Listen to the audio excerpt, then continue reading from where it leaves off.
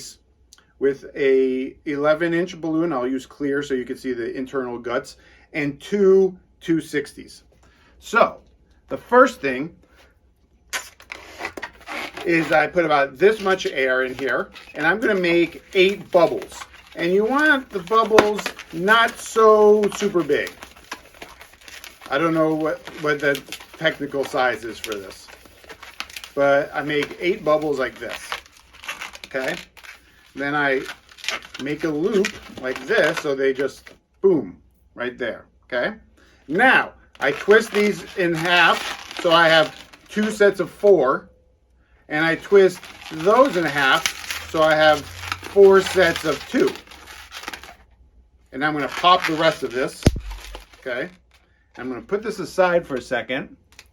And now with the rest of this one, this part isn't entirely necessary. I like to do it, but you don't have to. You can use a marble or any round thing. But you see, I make a bubble here, and I push the bubble inside.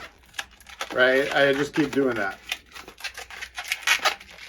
You'll see that this isn't necessary, but I think it adds some thickness to the sound. And it's a bass, so you want it thick.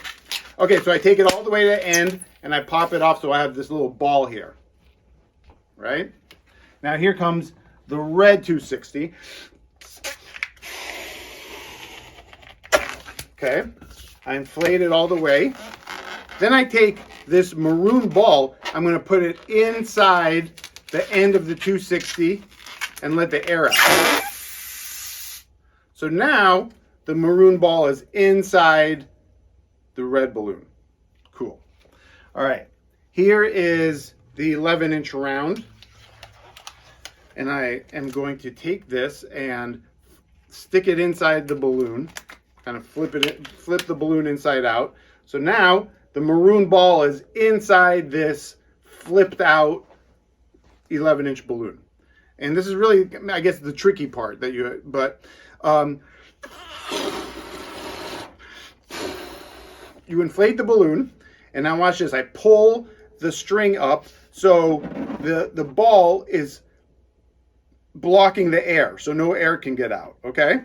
Then you take it and you twist it a bunch of times. Like maybe I'll twist it, I don't know, whatever, 8 times.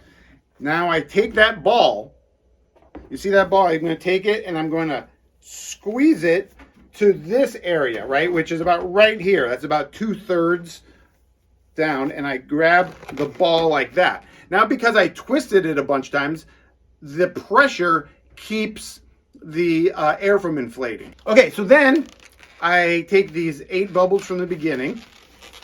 Oh, so and I twisted the bubble like that. You see that? I made a bunch of twists there. Then I take the 8 balls and I stick it right there. Okay? Now again, thank you, Sean, for coming up with this brilliant idea. Because you didn't actually tie this, you can pull the string and it lets all the air out. So now we have something that looks like that. Got it? So now,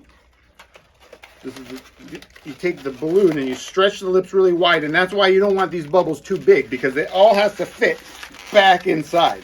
Boom. So now we flip the round balloon back to its normal size. I mean, its normal shape.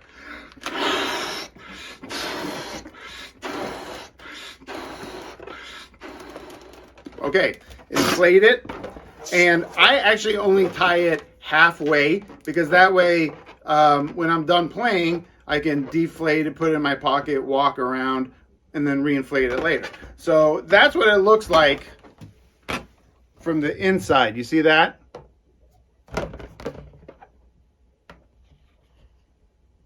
Okay, now the last thing you do is twirl this up, because it's like a wound guitar string. If it's wound, it sounds a lot better.